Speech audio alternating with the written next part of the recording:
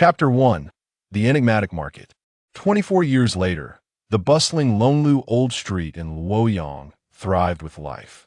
Ever since the market was liberalized in the 1980s, this street has gained renown as a famous antique avenue, its unique ancient architecture drawing numerous visitors from afar.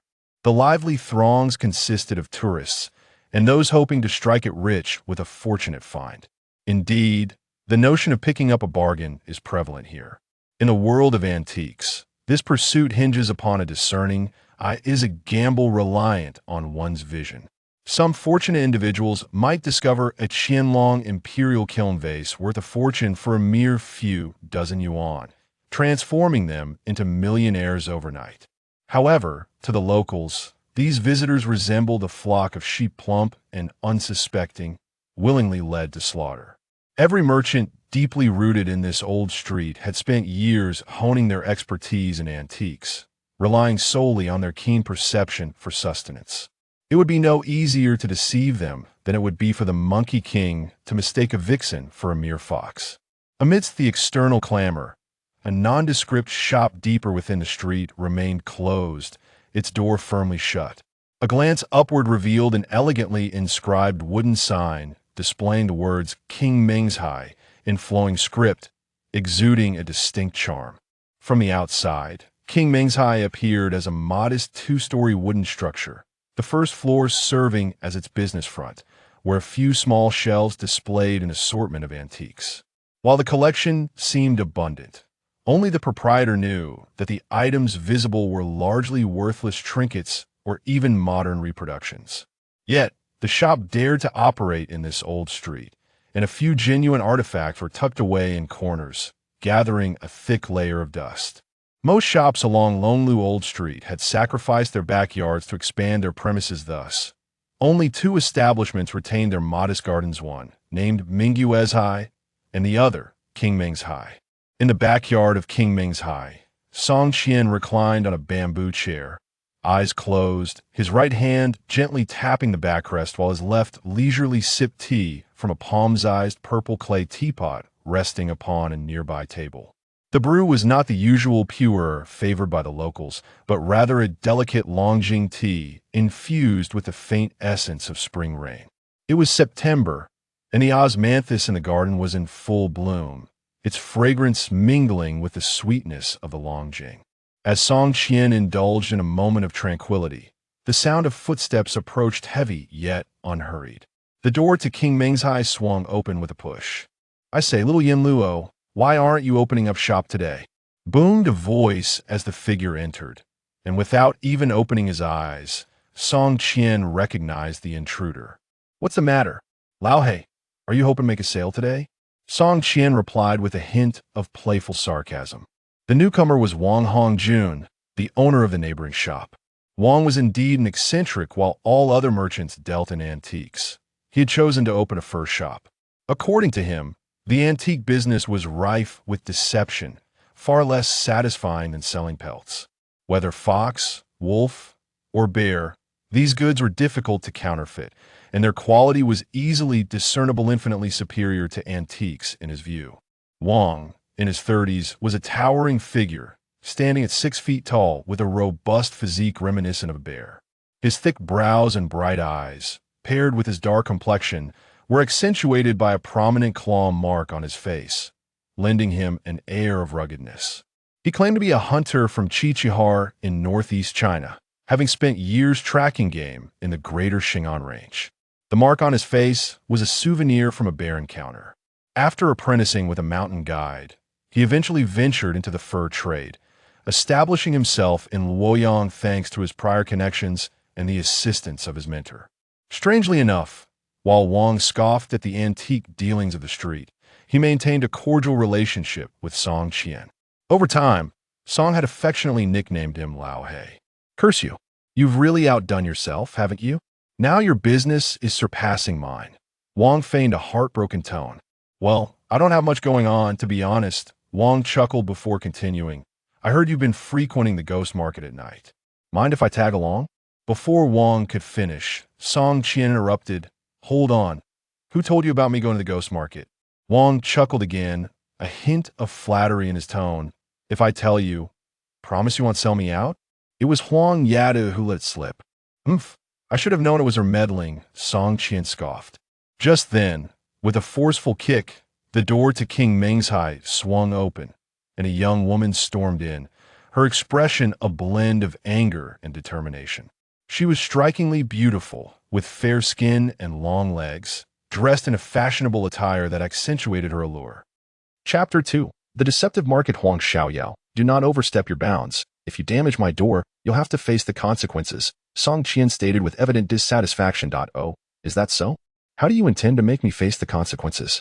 Huang Xiaoyao retorted, her expression darkening as her fist crackled ominously, her tone laced with threats. As soon as Song Qian's words left his mouth, Wang Laohei erupted in laughter. So, this is what you mean by consequences? I must admit, this is the first time I've heard such a thing. I am truly impressed. With that, Wang Laohei exaggeratedly gave Song Qian a thumbs up. Be quiet. The two voices rang out simultaneously, one belonging to Song Qian, the other inevitably to Huang Xiaoyao. You still dare to laugh at him? I haven't even settled the score with you, traitor. Huang Xiaoyao emphasized the word traitor, causing Wang Laohei to appear quite embarrassed. Honestly, even without Wang's comments, I am aware it was you who informed him. After all, besides my master and me, you are the only one who knows about the ghost market, Song Qian suddenly interjected in a low voice. Song Qian's words caught Huang Xiaoyao off guard, as she had momentarily forgotten him, and now he had inadvertently walked into her trap. Humph, I want lamer, Huang Xiaoyao declared with a dismissive huff. What, you want coal?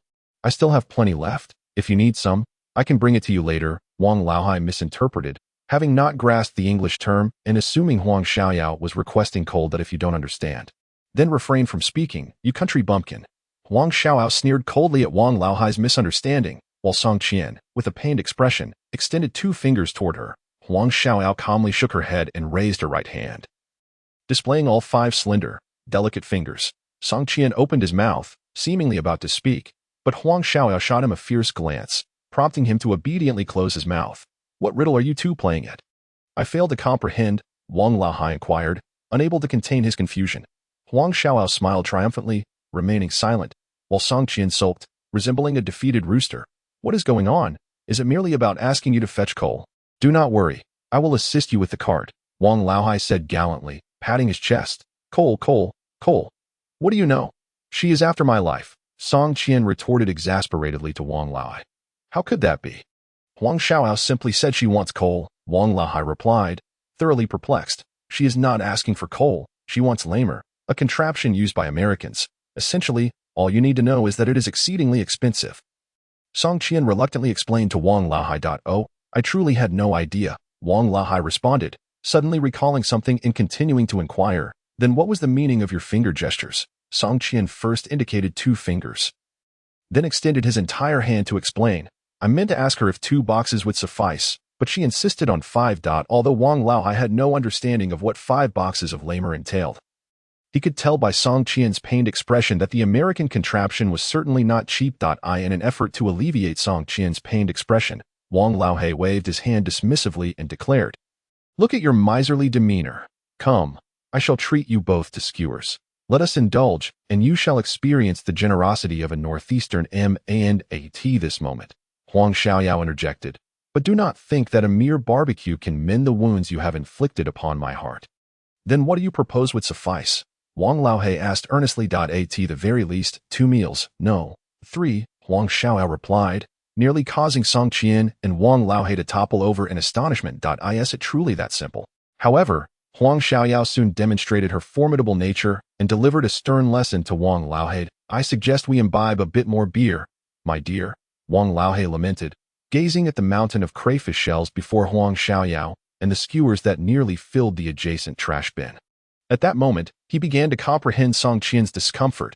The thought of fulfilling his promise of 3 meals, given her insatiable appetite, could very well cost him a significant portion of his skin, specifically that of a bear. Fear not, my dear. Go ahead and indulge. Do not worry about the expense. Laohei here is a generous northeastern man. Song Qian chimed in, relishing the opportunity to gloat, deliberately emphasizing the word generous as if to ensure Wang Laohei grasped the implication. As he spoke, he savored lamb skewers in one hand and down beer with the other, intentionally provoking Wang Laohei, for it was he who had brought forth Huang Xiaoyao. Has the beer vanished so quickly? Boss, bring a few more bottles. No, bring an entire case. Huang Yatou called out grandly to the bustling vendor at the barbecue stall. Hold on. We have matters to attend to tonight, so let us refrain from any more beer. Song Qian stated with solemnity, earning a look of gratitude from Wang Laohei. If we are foregoing beer, then let us order another 30 lamb skewers, shall we, Laohei? That is agreeable, is it not? A mischievous glint flickered in Song Qian's eyes as he addressed Wang Laohei. Of course, we Northeasterners are nothing if not generous, Wang Laohei chuckled nervously. Then it is settled. Rarely do we encounter someone as generous as Brother Wang, so I shall also have 30 skewers, Huang Yatou added. Delivering her verbal jab. After feasting to their heart's content, the sky gradually darkened, and a scattering of stars along with a full moon illuminated the heavens. In the third chapter, The Mysterious Market, Song Qian remarked. My dear, surely your PhD from Pennsylvania was purchased, or were you merely jesting with us while intoxicated? He gestured towards the row of beer bottles at Huang Yao's feet. Do you truly believe I was inebriated? Allow me to enlighten you. During my time in Indiana, I was a guest at a private estate where the owner treated us to wine from his private cellar. The wine, imbued with a subtle oak aroma, paired exquisitely with medium-rare steak, and I consumed an extraordinary amount, Huang Yatou recounted, dramatically illustrating her point with her hands. I have little fondness for the wines favored by Americans, if we speak of liquor. It must be our northeastern corn wine. I recall the days spent with my master in the old forests, eagerly awaiting nightfall, gathering around a fire in a clearing, hunting wild chickens or rabbits. Or ideally, managing to shoot a young wild boar. We would skin it, cleanse it, and roast it over the fire, seasoning it with a sprinkle of fine salt, accompanied by our homemade corn wine. The taste was simply divine. As he spoke, Wang Laohei smacked his lips and continued, I wouldn't exchange this for an emperor's throne. Huang Yatou and Wang Laohei were keen not to miss this opportunity and promptly gave chase. The moonlight flowed like water, and Song Qian stood in a daze before the shop's redwood sign. Qingmengzhai. Soon, Huang Yatou and Wang Laohei caught up with him. Before the trio could utter a word, the ancient wooden doors of Qingmengzhai creaked open, and an elderly man clad in a gray Zhongshan suit emerged slowly. Under the moonlight, his hair, though streaked with gray, was neatly combed, and his face bore deep lines, the marks of a life well lived. Yet, the most striking feature was the clarity of his eyes, devoid of murkiness, shining with a brilliance akin to moonlight. Master, Song Qian respectfully bowed and addressed him. The visitor was none other than Song Qian's mentor, Li Ku, the proprietor of Qingmengzhai. Li Ku nodded slightly and inquired, Are you ready? Yes, Song Qian replied gravely, nodding in affirmation. The ghost market is fraught with malevolent energy. You should not accompany us, girl, Li Ku stated. Casting a glance at Huang Yatou and Wang Laohei, speaking with measured calmness. Thank you, old sir. Wang Laohei cheerfully expressed his gratitude. I want to go too, Huang Yatou protested. But as soon as she spoke, Li Ku raised a hand to interrupt her. Shopkeeper. Huang Yatou wished to voice her thoughts but ultimately fell silent, feeling aggrieved as she retreated into Qingmengzhai. Master, perhaps we could allow the girl to accompany us for a look? Song Qian said, his compassion evident. The ghost market is not a place for the living. Li Ku's voice carried a chill that brooked no argument. Sighing, Song Qian refrained from further protest. Let us proceed, Li Ku declared, stepping outside, with Song Qian and Wang Laohei hastily following in his wake. At midnight, beneath the moonlight, the three figures slowly traversed the mountain path of the western hills in Luoyang. I say, old sir, had we known it was this far, we should have called a taxi, Wang Laohei grumbled. Yes, I mentioned. The ghost market is not a place for the living. Taxis cannot enter. Li Ku offered no further explanation. After walking a while, he finally halted and spoke slowly. We have arrived. Arrived? Arrived where? Wang Laohei glanced around. Still enveloped in darkness, there wasn't even a ghostly shadow in sight. I wonder if the old sir, having aged, has forgotten the way, Wang Laohei whispered to Song Qian. Silence, Song Qian replied, lifting his gaze to look ahead. The three moved silently along the mountain path, and soon the sky darkened significantly. Thick clouds had rolled in, obscuring the moonlight entirely. Song Qian, look, will-o'-the-wisps, will-o'-the-wisps, Wang Laohei suddenly exclaimed in a hushed tone, as if he had stumbled upon something extraordinary.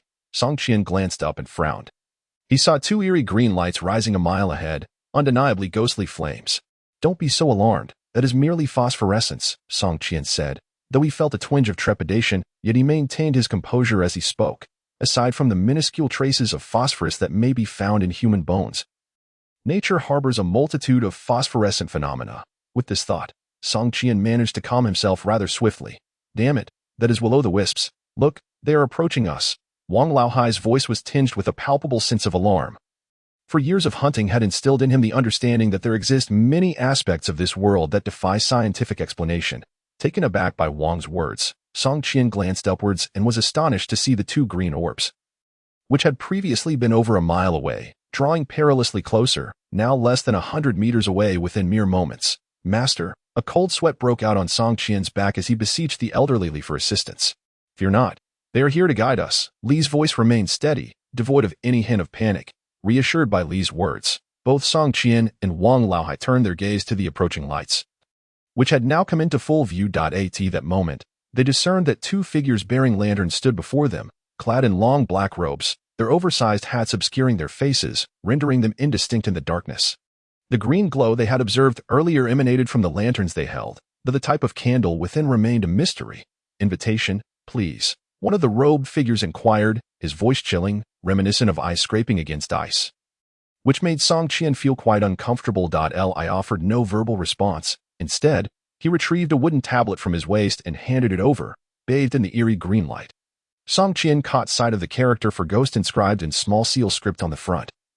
While the back bore an irregular sequence of numbers, though they were not particularly distinct, he did not make an effort to memorize them. The trio followed the black-clad figures for over a mile before halting in front of an abandoned manor.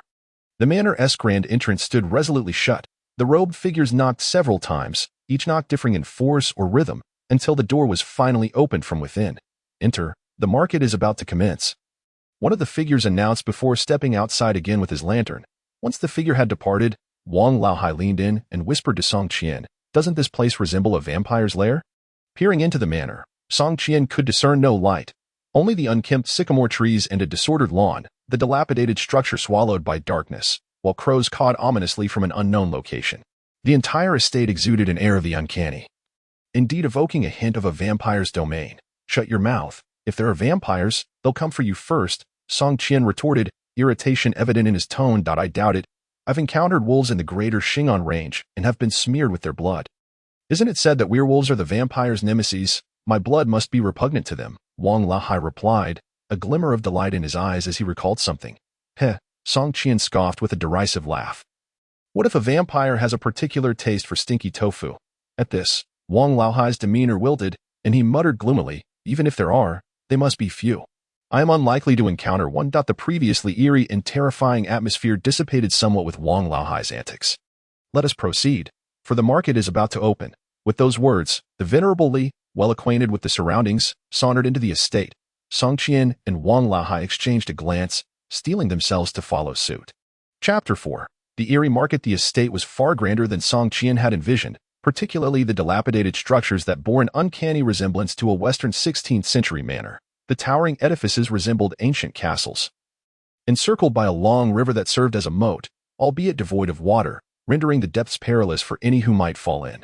While Song Qian was lost in thought, Wang Laohei broke the silence, exclaiming, "Goodness gracious, could this possibly be a den of ghosts?" Upon hearing Wang Laohei's words, which bore a peculiar accent that was neither distinctly Hunan nor northeast, Song Qian felt a shiver run down his spine.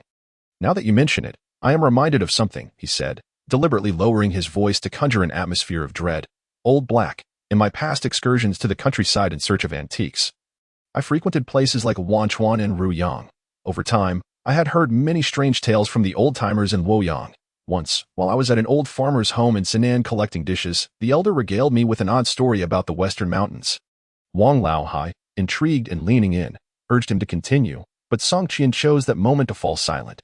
Wang Laohei, aware of Song Qian's penchant for theatrics, rolled his eyes and retorted, "For heaven's sake, do continue. I knew you were just full of hot air." As he spoke, Wang Laohei retrieved a cigarette from his pocket and offered it to Song Qian. Upon taking it, Song Qian inspected it closely and discovered it was a hongmei. He kicked Wang Laohei playfully and said coldly, "You sly fox, trying to pull a fast one on me with a hongmei, are you? I distinctly saw a sealed box of Dijonghua in your pocket at the barbecue stall. Now hand it over so I can enjoy a proper smoke." Wang Laohei brushed off the dust from his clothes and replied tersely, "You have quite the keen eye. As the saying goes, it's not the thief you fear, but the one who has set their sights on you." Despite his words, Wang Laohei was not truly stingy. He swiftly opened the Dijonghua and handed one to Song Qian. Taking the cigarette, Song Qian tucked the hongmei behind his ear. Old man, care for a smoke to ease your fatigue? Wang Laohei asked, casting a somewhat obsequious glance at the venerable Li, who merely waved his hand in polite refusal. Unfazed, Song Qian and Wang Laohei lit their cigarettes, inhaling deeply before releasing the grayish-white smoke that curled upwards. Dissipating into the air, with the aid of the smoke, they found themselves considerably calmer, and the once ominous castle appeared less menacing that you've had your smoke. Now do tell me about this tale of the Western Mountains. Wang Laohei urged, his curiosity piqued, as he took a few puffs of his cigarette. Upon hearing this, Wang Laohei exhibited a palpable sense of unease, yet he still inquired with an air of skepticism, Song Qian. Are you suggesting that? His words trailed off, but Song Qian was acutely aware of the implications behind them. As if to confirm Wang Laohei's suspicions, Song Qian nodded gravely and stated, indeed, the West Mountain is not to be trusted. It is haunted. Wang Laohei, with a temperament befitting a hunter, erupted with a curse. Damn it, even the nocturnal creatures dared to frighten me. Indeed, the eerie sound that had echoed through the air was none other than the hoot of an owl. For this estate had long been abandoned, allowing the night creatures to make it their home. As one cigarette burned down to the end, Wang Laohei, in unspoken agreement, casually handed over another, which Song Qian accepted, lighting it and resuming his cloud of smoke. This time, Wang Laohei refrained from urging him on, and Song Qian continued.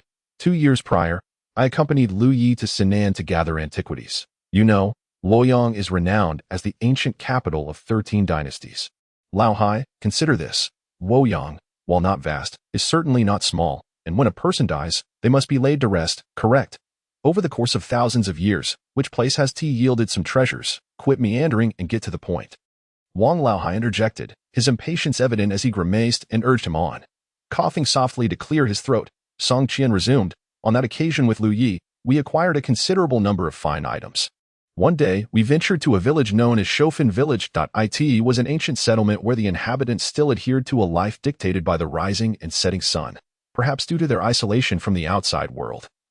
As soon as Lu Yi and I approached, the villagers persistently urged us to leave. Initially, I thought that given the village's exclusivity, it would be futile to attempt any trade there. So I suggested to Lu Yi that since we had already procured a wealth of goods, we might as well skip this cursed village. You didn't enter Shofin Village? Wang Laohei inquired. I did not enter the village. What would I be discussing with you, Laohei, if I had? Song Qian retorted, a hint of annoyance in his voice as he finished his cigarette. Once again, Wang Laohei eagerly offered him another.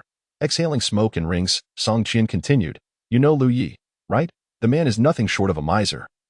A greedy old fool. The ever-quiet elderly coughed a couple of times, either deliberately or inadvertently, at Song Qian's remarks. Song Qian understood the message clearly. Elderly was a traditionalist who disapproved of a younger generation critiquing an elder like Lu Yu. Noticing Wang Laohei's eagerness to interject again, Song Qian pressed on. I observed that the atmosphere in Shofin Village was anything but ordinary. I felt a strong desire to leave. Unexpectedly, Lu Yi, that old fool, Song Qian instinctively corrected himself. That old gentleman suddenly grew agitated, glaring with his bulging eyes and shouting, you know nothing. The more isolated a village is, the more likely it is to harbor treasures. Who knows what riches we might uncover? Though he spattered me with saliva as he spoke. I must admit he managed to persuade me. Thus, Lu Yi and I spent half a day wandering outside Shofin Village, ultimately seizing the opportunity to sneak in while the villagers were busy with their field work. Chapter 5. The eerie village. As he spoke, a look of trepidation crossed Song Qian's face, his voice trembling slightly as he uttered, regardless of the circumstances, my companion and I have finally entered the village. Yet, an unsettling aura pervades both the interiors and exteriors of this place. The houses here are not clustered closely together like those in other villages. Rather, they stand a considerable distance apart, with each dwelling separated by several dozen meters at the very least.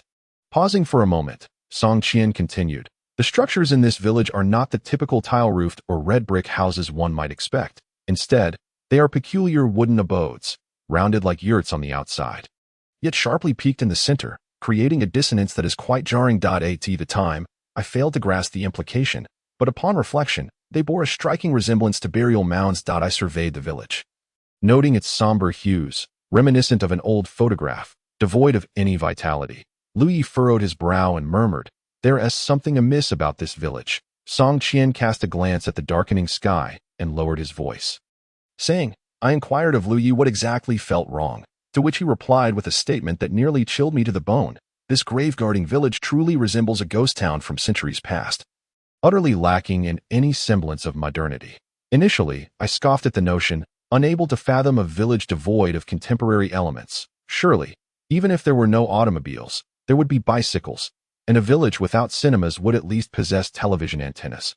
Wouldn't it? To my astonishment, after a thorough inspection, I found not a single modern artifact, no antennas, no bicycles, not even a scrap of contemporary fabric, just as I was absorbed in my thoughts, seeking something to quell my restless heart. A hand silently rested upon my shoulder. Wang Laohei interjected at this point, exclaiming, "What is the matter? Has a female ghost taken a liking to you, beckoning you to become her son-in-law?" What had initially been a foreboding atmosphere was nearly punctured by Wang Laohei's remark, causing Song Qian to nearly choke in disbelief. He shot Wang Laohei a glare and retorted coldly, "No female ghost, but there is your father-in-law." Seeing that his jest had failed to land, Wang Laohei chuckled awkwardly, his voice rumbling, "Do continue. I shall refrain from interruption." The old man resided at the village entrance, and upon entering his home, I was struck by the disarray. The wooden structure was riddled with holes, and he appeared oblivious to the need for repairs. The courtyard was cluttered with debris and overgrown with weeds, leaving little room to navigate.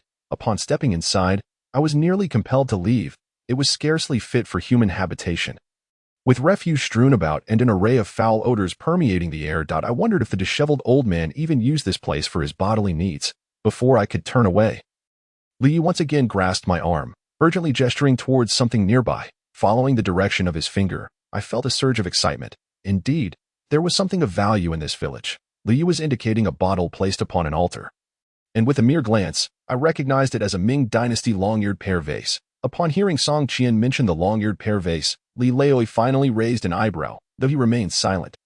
Song Qian continued, stating, "After finding a clean spot to sit down, Sixth Master engaged in a casual conversation with the disheveled old man. Naturally, we did not initially intend to purchase that long-eared pear vase."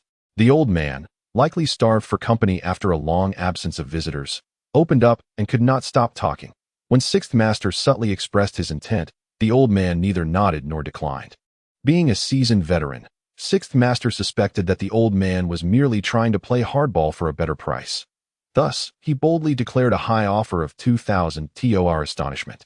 The old man simply waved his hand, saying we could take the vase without any payment. Both Sixth Master and I were momentarily dumbstruck. We had stumbled upon a kind soul, given the vase's appearance.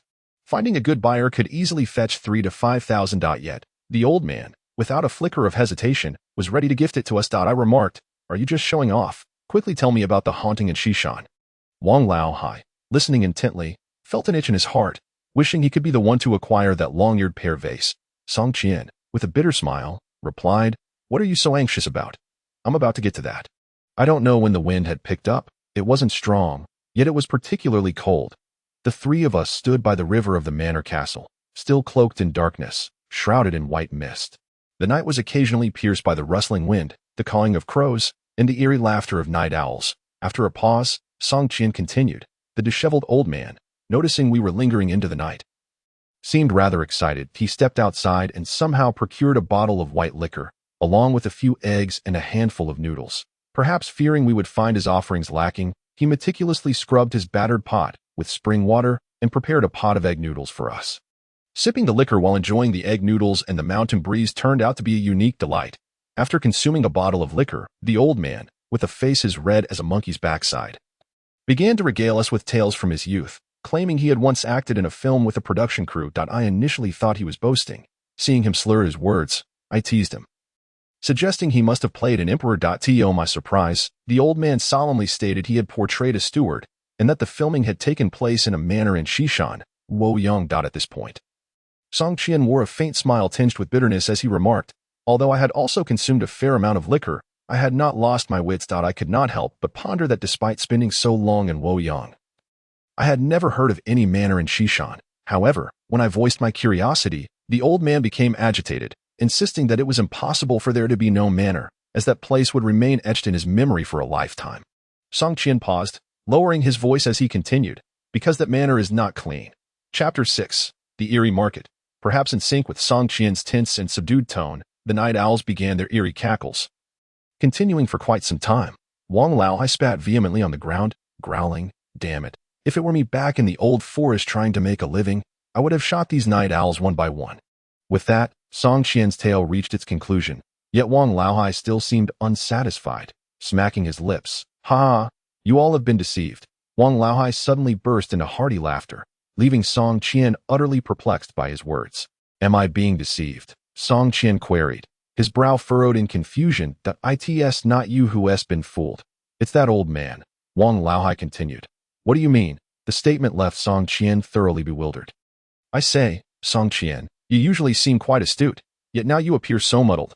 Haven't you grasped it yet? Ghosts are indeed real, but it's merely the film crew and that director who are playing tricks."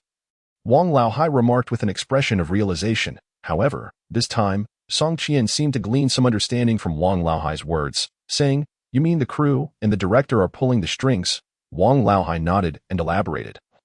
"Look, once the news of the haunted manor spread, the director's film became a sensation. What is that term again?" Suddenly, Wang Laohei smacked his forehead and exclaimed, "Oh yes, it's called hype. Indeed, that is precisely what it is."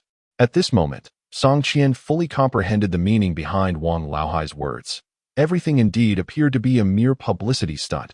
Nothing could be more sensational than the news of hauntings. Yet, there remained an aspect that puzzled Song Qian, prompting him to inquire, "But what about the 5 ghostly figures hanging from the ceiling that the disheveled old man saw?" Wang Laohei, with a look of exasperation, retorted, "Why are you so dense? Those so-called ghostly figures are nothing but nonsense. They are merely 5 individuals suspended by wires. Such trivial tricks can only fool that old man, and now you are involved as well." With this revelation, Song Qian's lingering doubts were finally dispelled. After a moment of silence, he spoke with a tinge of sorrow. "To promote a film at the expense of a man's entire life, what kind of world is this?" He reflected on the disheveled yet kind-hearted old man. Feeling a profound sense of discomfort, Wang Laohei, noticing Song Qian's discontent, lit 2 cigarettes, placing one between his lips and offering the other to Song Qian. He patted his shoulder and murmured, "Damn it, the world has always been this way. Capitalists continually exploit us ordinary folks that we must simply endure." Accepting the cigarette, Song Qian took a couple of puffs, feeling his mood lift somewhat, and remarked, "I never imagined you, Laohei, could articulate such insightful thoughts." Wang Laohei chuckled lightly, saying, "No bragging here. Had I been in America, I might have even become a PhD at Cambridge." Song Qian couldn't help but laugh at this, but in his mirth, he inadvertently inhaled the smoke, leading to a fit of coughing. Once he regained his composure, he retorted, "Cambridge is a school of the hidden nation." For some inexplicable reason, Song Qian's thoughts drifted to Huang Xiaoyao, the young woman with a doctorate from the University of Pennsylvania who seemed so fond of lingering in Qingmengzhai. Meanwhile, Wang Laohei's expression faltered slightly, though he stubbornly insisted, "I was just trying to amuse you. See, you're laughing quite heartily." Song Qian's lips twitched, yet he refrained from countering Wang Laohei's words, as he indeed found them amusing. "All right, time's up. We should head inside." The previously silent elderly suddenly interjected. Indeed, scarcely had the words of old Masterly faded into the air when an archaic wooden suspension bridge gradually descended from the bank of the castle across the river. Chapter 7. The Eerie Market 7. The long wooden bridge was evidently under some form of control, as it lowered inch by inch until a resounding clap signified its complete descent, thus establishing a thorough connection between the 2 banks of the river. Song Qian had already harbored suspicions regarding the presence of individuals within the castle-like structure on the opposite side, and the bridge beneath his feet served as further validation of his conjecture. The existence of people indicated that this place was not entirely sinister, or at least not overtly so. "Let us proceed," Old Masterly remarked, leading the way onto the bridge, while Song Qian and Wang Laohei dutifully followed in his wake. The age of the bridge was indeterminate, yet it felt remarkably sturdy underfoot, devoid of any hint of decay. The wooden span was merely a few dozen meters in width, with a dry riverbed visible below. Even in the dimness of the night, Song Qian could discern that the riverbed was no less than 20 meters deep.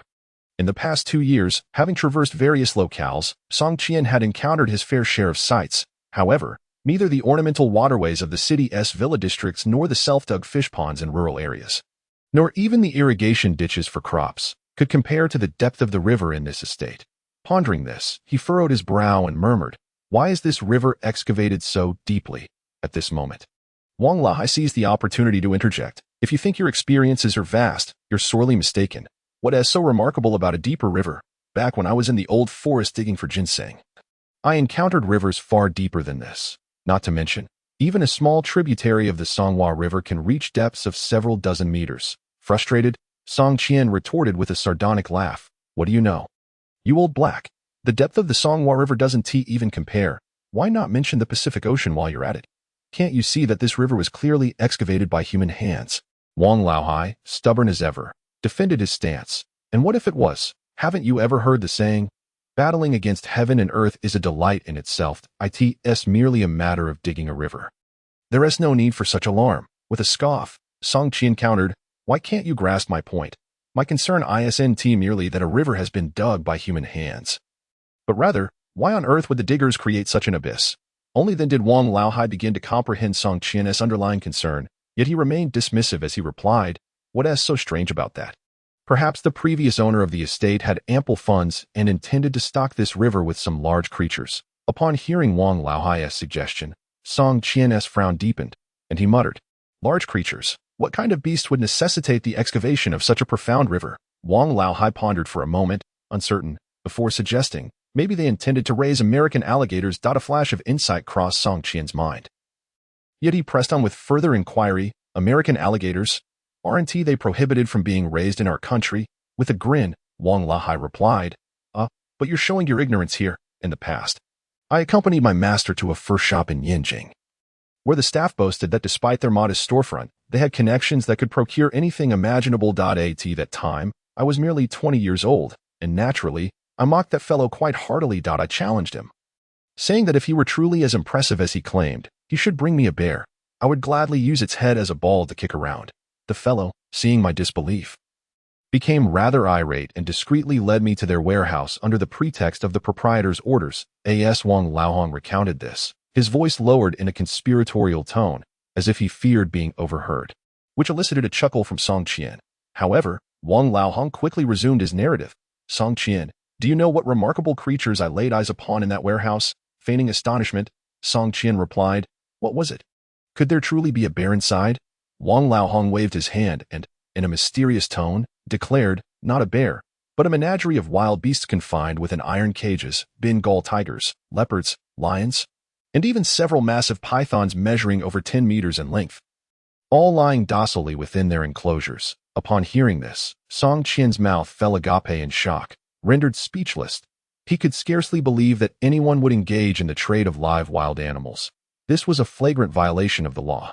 If discovered, every single individual associated with that fur shop would undoubtedly face severe repercussions. Wang Laohei, satisfied by Song Qian's astonished expression, chuckled softly and remarked, indeed, I wore the very same expression back then. Much to the amusement of the fur shop's employees, regaining his composure, Song Qian posed a question to Wang Laohei. Old black, do you truly believe those wild beasts would remain so docile in their cages? From what I know, leopards and Bengal tigers are hardly cooperative creatures. They could easily cause fatalities. Wang Laohei looked at Song Qian as if he were a fool before explaining. How could you, with such naivety, even think to question this? Surely, those far cleverer than you must have contemplated it as well. Let me clarify. The reason those beasts remain docile is because the employees at the fur shop have mixed a suitable amount of anesthetic into their food. Additionally, someone is stationed around the clock with a tranquilizer gun. Should any creature dare to misbehave, a shot would swiftly subdue it. I assure you, the tranquilizer is nearly as thick as a water bottle, and once administered, even a Bengal tiger would become as docile as a house cat. Song Qian pondered for a moment before inquiring, and what does this have to do with the American crocodile?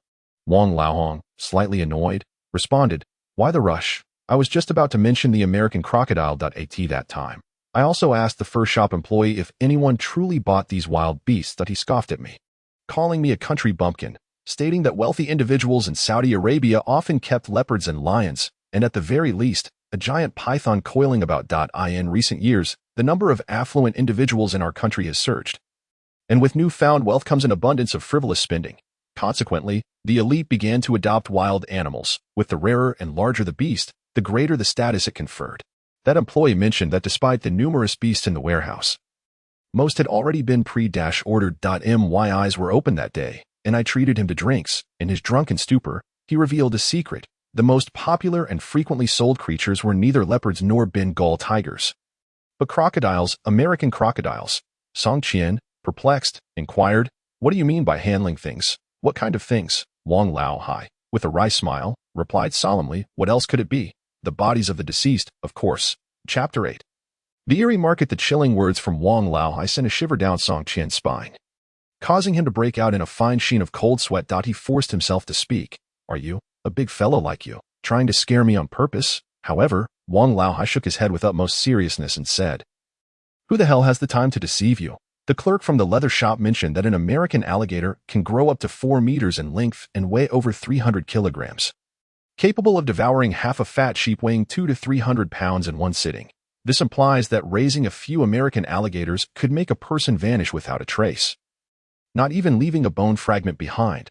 Still in disbelief, Song Qian retorted, if they are so wealthy, why resort to such methods for disposing of the dead? Wouldn't taking them to a crematorium suffice? Wang Laohei sighed, responding with a bitter smile. Those corpses can never see the light of day. Wealthy individuals, especially those who have risen from the underworld, all have blood on their hands, he concluded with a curse. Damn this world. What was that saying again? Something about stench and bones. After a moment of contemplation, Song Qian replied, are you referring to the saying, the wine and meat of the affluent reek while the bones of the frozen lie by the roadside? Upon hearing this, Wang Laohei excitedly clapped his hands and exclaimed, yes, that's exactly it. The wine and meat of the affluent reek while the bones of the frozen lie by the roadside. With that, both men sighed deeply, falling into silence. Ahead of them, Old Li walked leisurely, while Wang Laohei and Song Qian followed closely behind. Despite the swaying of the suspension bridge, the trio managed to cross safely. On this side of the bridge lay the estate's castle, with a towering wall, at least several meters high, and 2 large iron gates, rusted and imposing. Before they could approach, the gates creaked open with a resounding clang, revealing a figure clad in a black robe similar to the one they had seen outside the estate. The black-robed man spoke in a chilling tone, demanding to see their invitation, specifically the wooden token that Old Li had just produced.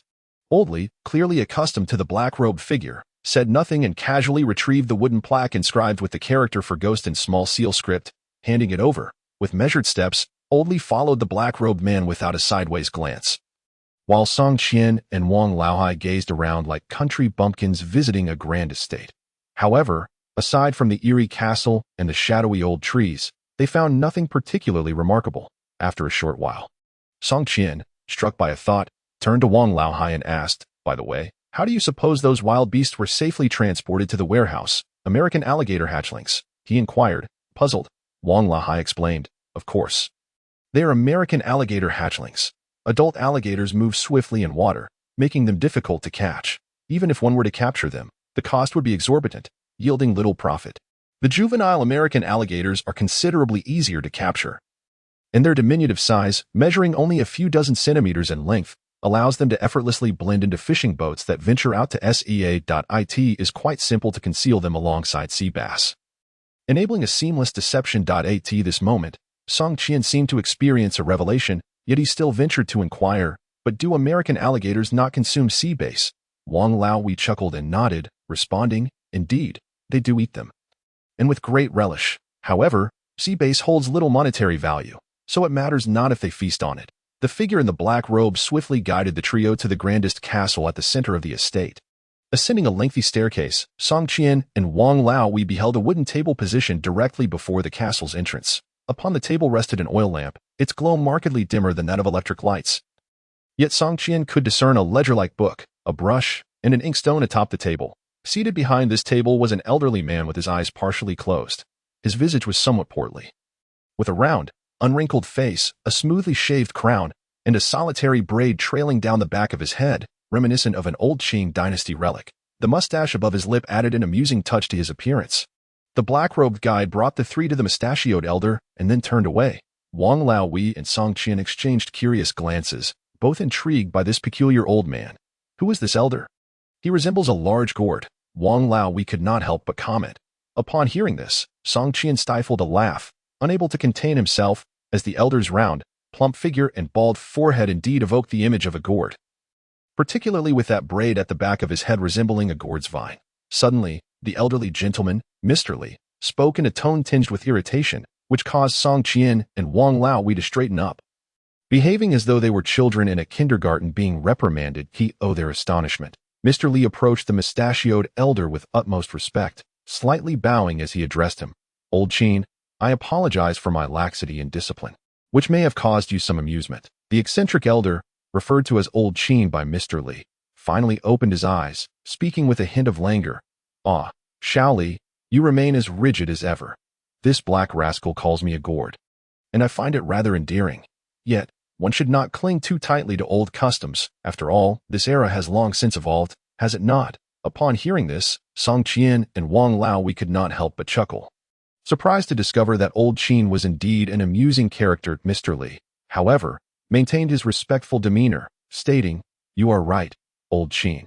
After a brief pause, he continued, "Nonetheless, rules are rules."